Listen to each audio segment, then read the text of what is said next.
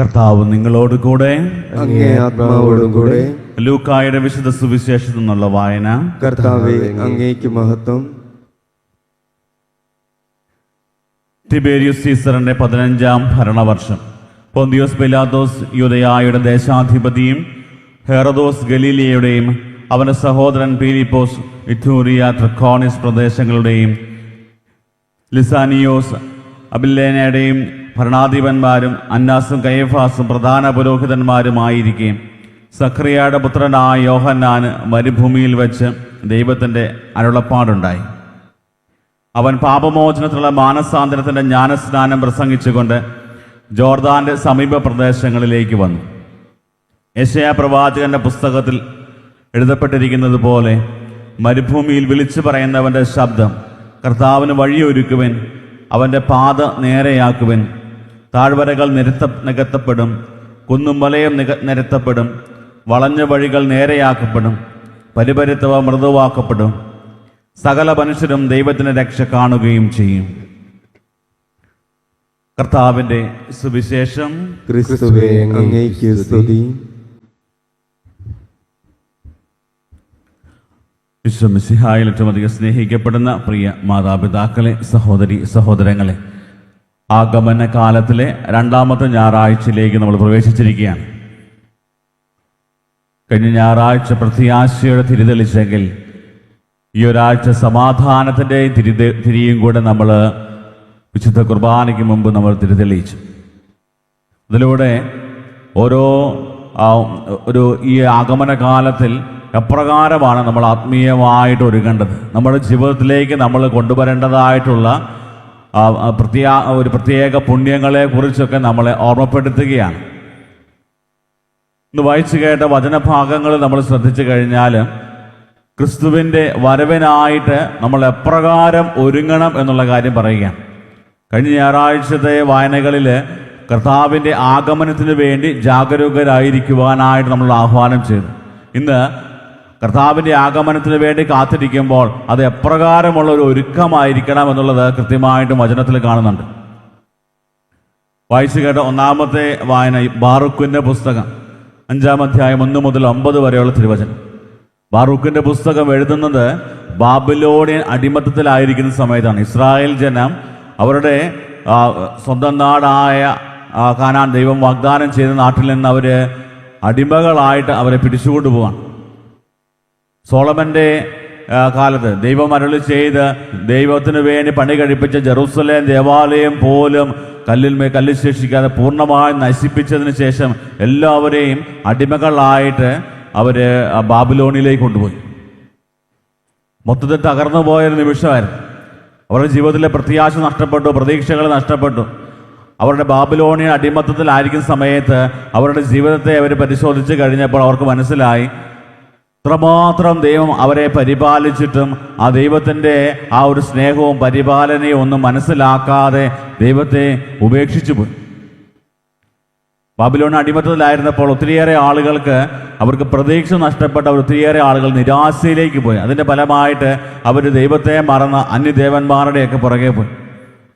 പക്ഷേ വീണ്ടും ദൈവം അവരുടെ നിലവിളി കേട്ട് അവരെ തിരിച്ചു കൊണ്ടുവരാനായിട്ട് തീരുമാനമെടുക്കുക. അതുകൊണ്ടാണ് ബാറൂക്കിൻ്റെ പുസ്തകത്തിൽ പറയുന്നത്, ജെറൂസലേം ഈ ദുഃഖത്തിൻ്റെയും പീഡനത്തിൻ്റെയും വസ്ത്രം മാറ്റി ദൈവത്തിൽ നിന്നുള്ള മഹത്വത്തിൻ്റെ സൗന്ദര്യം എന്നേക്കുമായി അണയുക. അതായത് പ്രവാസം അവസാനിക്കാറായി, വീണ്ടും നിന്റെ ദൈവമായ കർത്താവ് ഒരുക്കി വെച്ചിരിക്കുന്ന സ്ഥലത്തേക്ക് നീ തിരിച്ചു വരാൻ തയ്യാറാകും. വീണ്ടും അവരുടെ ജീവിതത്തിലേക്ക് ഒരു വലിയ പ്രത്യാശ കൊടുക്കുകയാണ്. വിദേശ രാജ്യങ്ങളിൽ ജോലിക്കായിട്ട് പോയിട്ടുള്ള ആളുകളോട് ചോദിച്ചാൽ അവർ പറയുന്ന കാര്യമാണ്, ഞങ്ങൾ തിരിച്ച് ഞങ്ങളുടെ നാട്ടിൽ വരുമ്പോഴാണ് ഞങ്ങളുടെ വലിയ സന്തോഷം. നമ്മളിവിടെ നിന്ന് ചിന്തിക്കുമായിരിക്കും അവർക്ക് അവിടെ നല്ല സുഖമാണെന്നൊക്കെ. സുഖമൊക്കെയാണ്, പക്ഷെ എന്നാലും തിരിച്ച് അവരുടെ സ്വന്തം നാട്ടിലേക്ക് അവർ തിരിച്ചു വരുമ്പോൾ അവർക്കതൊരു വലിയ ഒരു അനുഭവമാണ്. അപ്രകാരമുള്ള വലിയൊരു അനുഭവത്തിലേക്ക് ദൈവം ഇസ്രായേൽ ജനതയെ വീണ്ടും നയിക്കുന്നു എന്നുള്ളത് അവരെ സംബന്ധിച്ചിടത്തോളം വലിയ പ്രത്യാശയുള്ള ഒരു കാര്യമായിരുന്നു. അതാണ് നമ്മൾ വായിച്ച 1ാമത്തെ വായന. ദൈവം നമ്മുടെയൊക്കെ ജീവിതത്തിൽ പ്രതീക്ഷ നഷ്ടപ്പെട്ടു പോകുന്ന സാഹചര്യത്തിലും നമുക്ക് പ്രതീക്ഷ തന്ന് നമ്മളെ നയിക്കുന്നവനാണ് ദൈവം എന്നുള്ളത് കൃത്യമായിട്ടും വചനത്തിലൂടെ നമുക്ക് കാണാൻ പറ്റും. നമ്മൾ വായിച്ചു കേട്ട സുവിശേഷം, ലൂക്കായുടെ സുവിശേഷം 3-ാം അധ്യായം 1 മുതലുള്ള തിരുവചന ഭാഗങ്ങൾ, സ്നാപക യോഹന്നാൻ്റെ ആ ഒരു പബ്ലിക് മിനിസ്ട്രി ആരംഭിക്കുകയാണ്. ലൂക്കാസ് സുവിശേഷകന്റെ സുവിശേഷത്തിൽ നമ്മൾ 3-ാം അധ്യായത്തിൽ കാണുന്നത് ഒത്തിരി ഹിസ്റ്റോറിക്കൽ ആളുകളെ എല്ലാം ഈ ഒരു വചനഭാഗത്ത് കാണാൻ പറ്റും. ലൂക്കാസ് സുവിശേഷകൻ ഒരു വലിയ സവിശേഷതയായിരുന്നു. അദ്ദേഹം ഒരു സയൻറ്റിസ്റ്റ് ആയിരുന്നു, അദ്ദേഹം ഒരു വൈദ്യനായിരുന്നു, അതോടൊപ്പം തന്നെ ഒരു ചരിത്രകാരനും കൂടെയാണ്. അതുകൊണ്ടാണ് ലൂക്കാസ് സുവിശേഷകന് മാത്രം കാണുന്ന ഒരു പ്രത്യേകത, അതായത് ക്രിസ്തുവിനെ കുറിച്ചുള്ളതും ക്രിസ്തു ജീവിച്ചിരുന്ന കാലത്തുണ്ടായിരുന്ന എല്ലാ സാഹചര്യങ്ങളെക്കുറിച്ചൊക്കെ വ്യക്തമായ ഒരു ധാരണ നമുക്ക് ലഭിക്കുന്നത് ലൂക്കാസ് സുവിശേഷകനാണ്. അതായത് അതിലൂടെയൊക്കെ ലൂക്കാസ് സുവിശേഷകൻ പറഞ്ഞു വയ്ക്കുന്നത് ക്രിസ്തു ഒരു ചരിത്ര പുരുഷനാണ്. കെട്ടിച്ചമച്ച കഥയോ അല്ലെങ്കിൽ ഉണ്ടാക്കിയെടുത്ത കഥയോ മെനഞ്ഞെടുത്ത കഥയോ ഒന്നുമല്ല, മറിച്ച് ക്രിസ്തു നമ്മുടെയൊക്കെ കൂടെ ഈ ചരിത്രത്തിൽ ജീവിച്ചവനാണ്. ആ ഒരു വലിയ സത്യം കൃത്യമായിട്ട് പറഞ്ഞു തരാനും ക്രിസ്തു ചരിത്രത്തിൻ്റെ ഭാഗമാണ് എന്നുള്ളത് നമുക്ക് വെളിപ്പെടുത്തിരിക്കുകയാണ് ലൂക്കാസ് സുവിശേഷകൻ. അതുകൊണ്ടാണ് അത്ര ഡീറ്റെയിൽഡായിട്ട് ലൂക്കാസ് സുവിശേഷകൻ ഓരോ പേരുകളും പറയുക. വീണ്ടും നമ്മൾ കാണുന്നത് സക്കറിയായുടെ പുത്രനായ സ്നാപക യോഹന്നാന് ദൈവത്തിൻ്റെ അരുളപ്പാടുണ്ടാകുന്നു. അത് മരുഭൂമിയിൽ വെച്ചാണ്. മരുഭൂമി എപ്പോഴും ഒരു വലിയ പ്രലോഭനങ്ങളുടെ ഒരു സ്ഥലമായിട്ടൊക്കെ ബൈബിൾ പണ്ഡിതന്മാർ ചിത്രീകരിക്കാറുണ്ട്. പക്ഷേ വചനത്തിൽ നമ്മൾ കാണുന്നത് ദൈവത്തിൻ്റെ വലിയ ശക്തമായ ഒരു വലിയ ദൈവാനുഭവങ്ങളൊക്കെ ലഭിക്കുന്നത് മരുഭൂമിയിൽ വെച്ചാണ്. മോശയ്ക്ക് ദൈവത്തെ കത്തുന്ന മുൾപ്പടർപ്പിൽ കാണാൻ സാധിച്ചത് മരുഭൂമിയിൽ വെച്ചാണ്. അതുപോലെ തന്നെ സ്നാപക യോഹന്നാന് ദൈവത്തിൻ്റെ അരുളപ്പാടുണ്ടായി. പിന്നീട് സ്നാപക യോഹന്നാനെ ജനങ്ങൾ സ്വീകരിക്കുന്നത് ഒരു പ്രവാചകനാണ്. കാരണം അവന് തോന്നുന്ന കാര്യങ്ങൾ പറയാനല്ല, മറിച്ച് ദൈവത്തിൻ്റെ ഒരു വലിയ സ്വരമായിട്ട് മാറുകയാണ്. എന്തിനു വേണ്ടിയാണ്? ക്രിസ്തുവിൻ്റെ വരവിന് വേണ്ടി തൻ്റെ ജനത്തെ ഒരുക്കുക. ആ ഒരു വലിയ ദൗത്യത്തിന് വേണ്ടിയാണ് ദൈവത്തിൻ്റെ അരുളപ്പാടുണ്ടായത്. അതുകൊണ്ട് സ്നാപക യോഹന്നാൻ ശക്തമായും പ്രഘോഷിക്കുന്ന ഒരു കാര്യം ഇതായിരുന്നു. അവൻ പാപമോചനത്തിനുള്ള മാനസാന്തരത്തിൻ്റെ ജ്ഞാനസ്നാനം പ്രസംഗിച്ചുകൊണ്ട് ജോർദാൻ്റെ സമീപ പ്രദേശങ്ങളിൽ വന്നു. പാപമോചനവും അതുപോലെ തന്നെ മാനസാന്തരം, രണ്ട് കാര്യങ്ങൾ ശക്തമായിട്ട് അദ്ദേഹം പ്രസംഗിച്ചു. പാപമോചനം, അതായത് തൻ്റെ ജനത്തിൻ്റെ, അതായത് ദൈവം തിരഞ്ഞെടുക്കപ്പെട്ട തൻ്റെ ജനത്തിൻ്റെ പാപങ്ങളെക്കുറിച്ച് അവർക്ക് ബോധ്യപ്പെടുത്തി കൊടുക്കുവാനും അതിൽ നിന്നൊക്കെ പിന്തിരിഞ്ഞ് അവർ യഥാർത്ഥ മാനസാന്തരത്തിലേക്ക് കടന്നു വരണമെന്നുള്ളത് അതായിരുന്നു ദൈവത്തിൻ്റെ വലിയ ആഗ്രഹം. അതിനുവേണ്ടിയായിരുന്നു ദൈവത്തിൻ്റെ അരുളപ്പാട് സ്നാപക യോഹന്നാൻ ലഭിച്ചത്. അത് ശക്തമായി നിർവഹിക്കുവാനായിട്ട് സ്നാപക യോഹന്നാൻ സാധിച്ചു.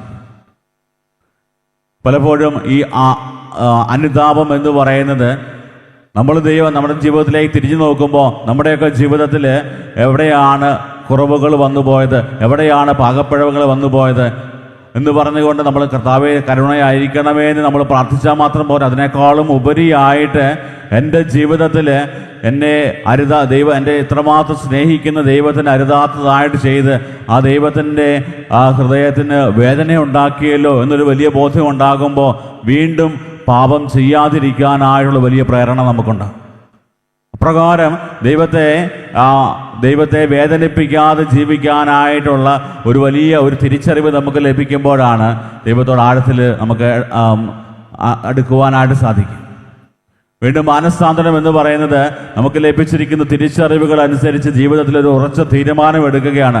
ഇന്നു മുതൽ എൻ്റെ ദൈവത്തോടൊപ്പമായിരിക്കും. എന്നെ സ്നേഹിച്ച് പരിപാലിച്ച് എന്നോട് കരുണ കാണിക്കുന്ന എൻ്റെ ദൈവത്തോട് ഞാൻ ചേർന്നിരിക്കും.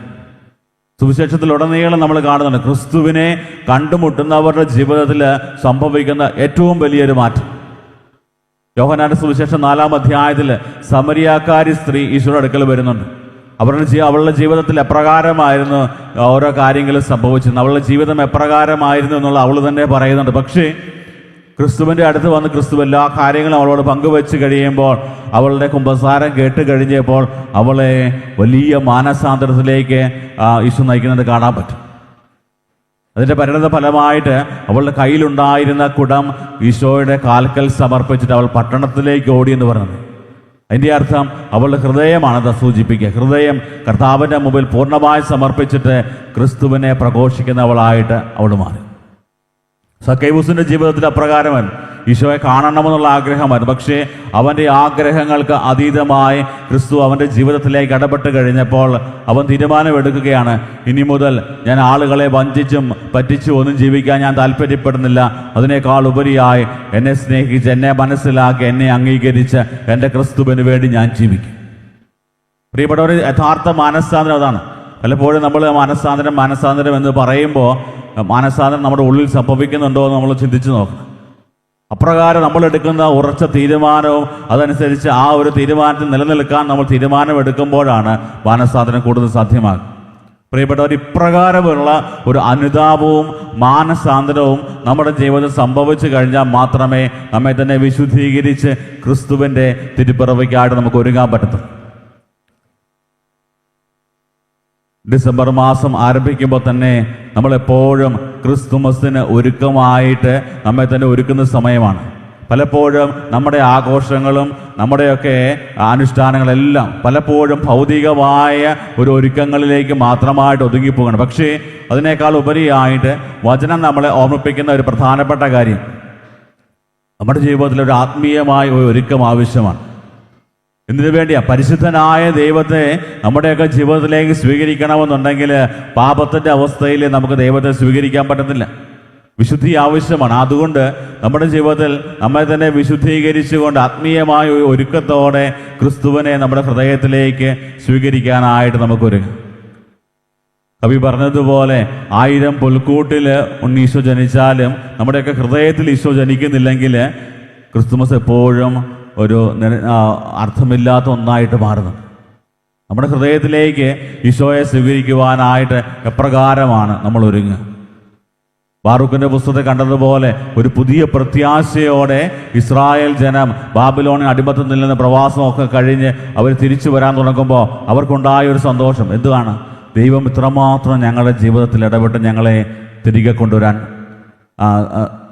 തീരുമാനമെടുത്തിരിക്കുന്നു. ഞങ്ങളെ ദൈവം ഉപേക്ഷിച്ചിട്ടില്ല. ദൈവം ഞങ്ങളെ ഉപേക്ഷിച്ചിട്ടില്ല. പ്രിയപ്പെട്ടവരെ, ദൈവത്തിലേക്ക് തിരിയുവാനായിട്ട് നമുക്ക് ലഭിക്കുന്ന ഏറ്റവും വലിയ പ്രചോദനം ഇത് തന്നെയാണ്. അതായത് ദൈവം നമ്മളെ ഒരിക്കലും ഉപേക്ഷിച്ചില്ല. വാഗ്ദാനങ്ങളിൽ വിശ്വസ്തനായ ദൈവം പറഞ്ഞ കാര്യമാണ്, ആരൊക്കെ ഉപേക്ഷിച്ചാലും ഞാൻ നിന്നെ ഉപേക്ഷിക്കത്തില്ല. പെറ്റമ്മ മറന്നാൽ പോലും ഞാൻ നിന്നെ ഉപേക്ഷിക്കത്തില്ല. ഇത്രമാത്രം ശക്തമായ ഒരു വാഗ്ദാനം നമുക്ക് കാണാൻ പറ്റുന്നത് വചനത്തിൽ മാത്രമേ ഉള്ളൂ. അതുകൊണ്ട് വചനം നമുക്ക് എപ്പോഴും തരുന്നത് ഒരു വലിയ ഊർജ്ജമാണ്. നമ്മുടെ ജീവിതത്തിൽ പ്രതീക്ഷകൾ നഷ്ടപ്പെട്ടു പോകുമ്പോൾ, പ്രത്യാശ നഷ്ടപ്പെട്ടു പോകുമ്പോൾ വീണ്ടും ദൈവത്തിൽ ആശ്രയിച്ച് ആ ഒരു ദൈവം തരുന്ന ആ വലിയ ഉറപ്പിൽ മുന്നോട്ട് പോകും. അപ്രകാരം നമ്മുടെ ജീവിതത്തെ ആത്മീയമായി നമുക്ക് ഒരുക്കാൻ തുടങ്ങുകയാണെങ്കിൽ ക്രിസ്തുമസിൻ്റെ ആ ദിവസം ഈശോ പറക്കുന്ന സമയം അതൊരു വലിയ അനുഭവമായിട്ട് നമുക്ക് അത് അനുഭവിക്കാനായിട്ട് സാധിക്കും.